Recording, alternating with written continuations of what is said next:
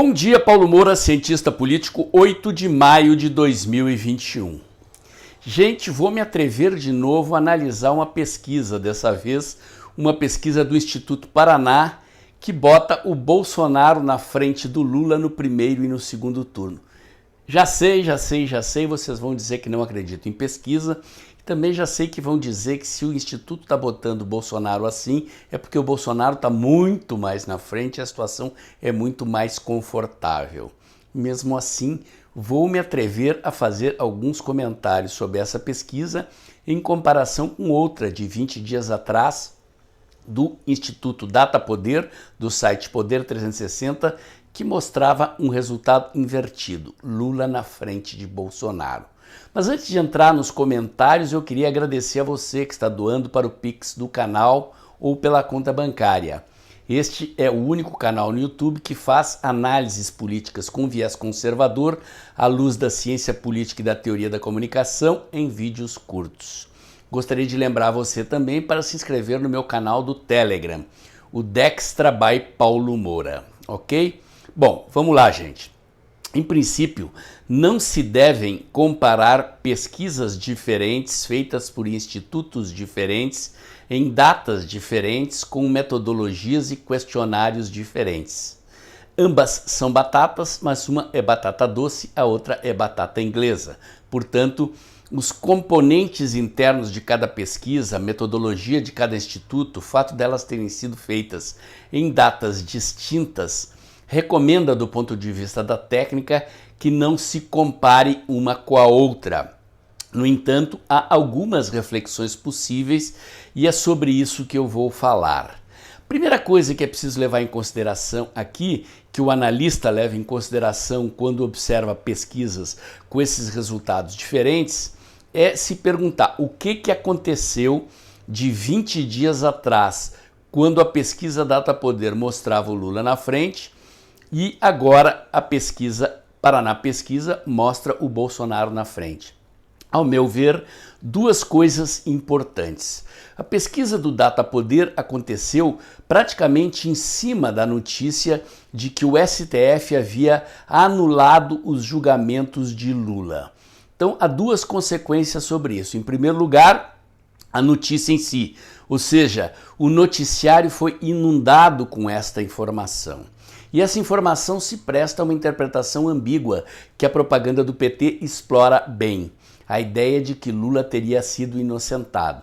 Sabemos que ele não foi. Os julgamentos foram zerados e vão recomeçar quase do zero. Possivelmente ainda aproveitam as provas levantadas pelos inquéritos anteriores. Mas o fato é que, além de aparecer exaustivamente nas manchetes de todo o noticiário, Lula apareceu como alguém que teria sido supostamente inocentado. Isso explica por quê? Porque o eleitorado reage à informação publicada, aquilo que impacta o seu comportamento. É preciso levar em consideração que nós estamos muito longe da eleição. Então, essa pesquisa não expressa a intenção real de voto, expressa, na verdade, a reação do eleitorado ao fato de que foram perguntados, ou seja, a pessoa não está pensando na eleição. Aí chega um entrevistador ali, mete o questionário, nesse caso por telefone, a pessoa responde como? Responde sobre o impacto das informações que estão chegando a ela. Então, há 20 dias atrás, a situação era essa. Lula ocupando fortemente o noticiário e ocupando como alguém aparentemente inocentado.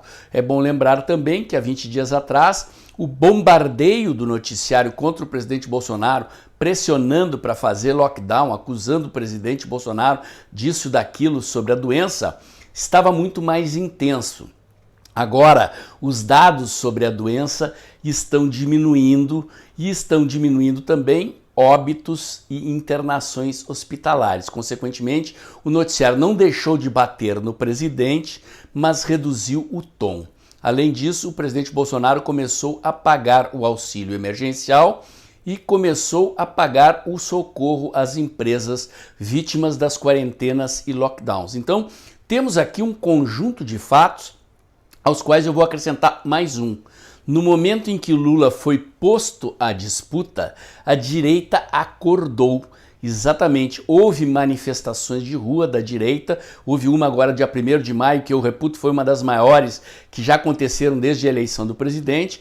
Agora, dia 15, haverá outra grande manifestação, principalmente em Brasília, organizada pelo agronegócio, mas já com apoio dos movimentos conservadores, deve acontecer em várias cidades do país também. Então, no momento que o nome de Lula foi posto à rua, a direita se mobilizou nas ruas e nas redes. Nas redes, Lula começou a tomar pau e isso irradia, ou seja, as pessoas começaram a ser informadas pelos ativistas digitais da direita de quem é o Lula, começaram a lembrar dos escândalos de corrupção, do governo da Dilma e tudo aquilo. Então, fatos aconteceram que explicam essa possível virada de posição da pesquisa Datapoder de 20 dias atrás com a pesquisa do Paraná Pesquisa agora. Vamos esperar a próxima pesquisa do Datapoder, aí poderemos comparar as pesquisas do mesmo instituto para ver se ele confirma o que está dizendo o Paraná Pesquisa, ou seja, que Lula caiu de 20 dias atrás para agora e Bolsonaro subiu. Acho bastante plausível, mesmo como eu disse, se tratando de institutos diferentes, fazendo pesquisas diferentes em datas diferentes. Outras observações importantes. Vou colocar os gráficos aí, tá, gente? Mas de propósito não vou detalhar os números. Tanto no primeiro como no segundo turno, Bolsonaro aparece 3%, 3 pontos percentuais aproximadamente na frente do Lula, ou seja, um empate técnico. No primeiro turno dá 32, 33 a 29, no segundo turno dá 42 a 39 aproximadamente. Empate técnico, gente. Na margem de erro, empate técnico. Alguns comentários relevantes, então, sobre estes números. Em primeiro lugar, observar que todo o bloco de candidatos fora do espectro Lula-Bolsonaro está praticamente estacionado. A única diferença é que Moro e Ciro Gomes, que nos cenários anteriores à entrada de Lula apareciam ali na faixa de 10, 11 pontos percentuais, em segundo lugar, caíram para a faixa dos 6, 7%.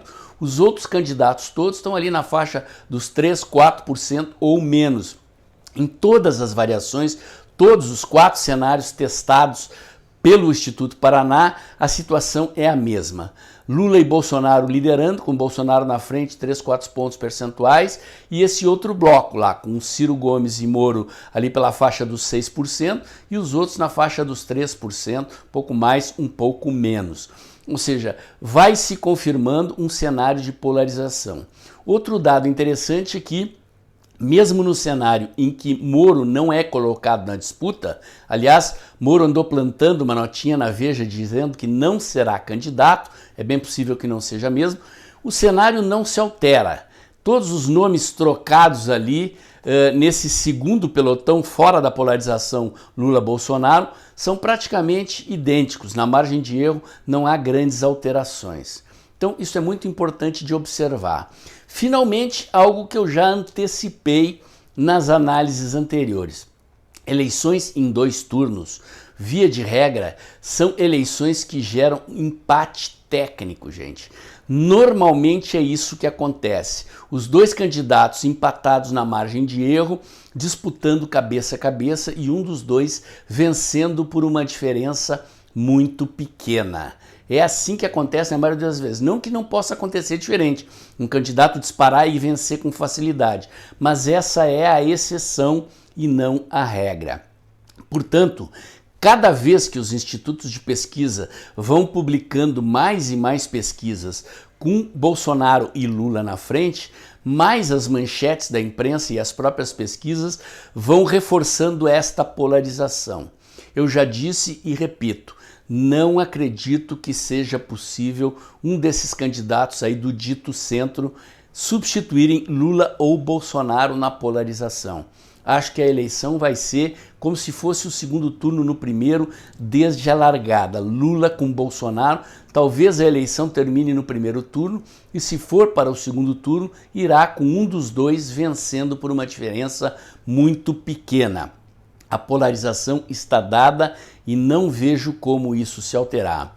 Neste contexto, a questão do voto impresso, da possibilidade de auditar a apuração e de garantir que a contagem de votos seja pública, ou seja, que não possa se repetir aquilo que aconteceu na eleição de 2014. Naquela época, a apuração foi interrompida a pretexto de preservar a população do Acre da informação e da influência sobre os resultados da eleição no resto do país em função da diferença de fuso horário. Ou seja, Aécio estava vencendo e esta informação supostamente impactaria os eleitores do Acre, levando uma parcela dos eleitores que ainda tinha que votar, porque as urnas não tinham fechado lá, eventualmente a se deixar influenciar pela vitória do Aécio no sul, centro, sudeste e nordeste do país, votando nele também. Naquela época, se não me engano, Toffoli era o presidente do TSE, ele se trancou numa sala com meia dúzia de técnicos do Tribunal de